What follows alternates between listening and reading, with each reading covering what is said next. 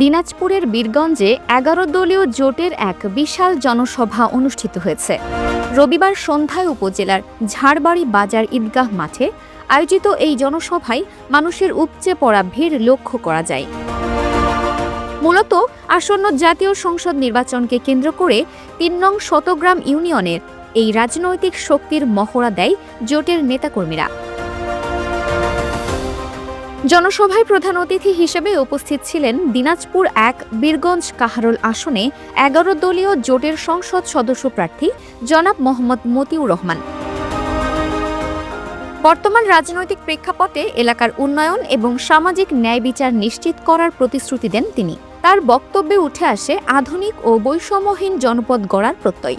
মতিউর রহমান বলেন, জনগণ পরিবর্তনের পক্ষে রায় দিতে প্রস্তুত এবং নির্বাচিত হলে তিনি বীরগঞ্জ কাহারোল এলাকাকে একটি আদর্শ ও সুশাসিত অঞ্চল হিসেবে গড়ে তুলবেন।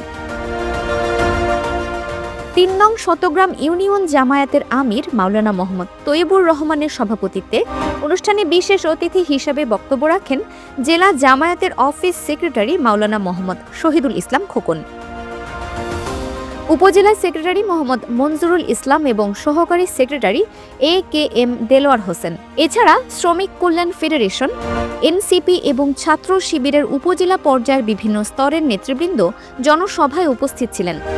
সন্ধ্যা থেকে শুরু হওয়া এই জনসভায় শতগ্রাম ইউনিয়ন সহ পার্শ্ববর্তী এলাকার বিপুল সংখ্যক সাধারণ মানুষ ও কর্মীরা স্বতঃস্ফূর্তভাবে অংশগ্রহণ করেন। বক্তারা আগামী নির্বাচনে জোটের প্রার্থীকে বিজয়ী করতে সবাইকে ঐক্যবদ্ধভাবে কাজ করার আহ্বান জানান। Dinajpur TV multimedia desk.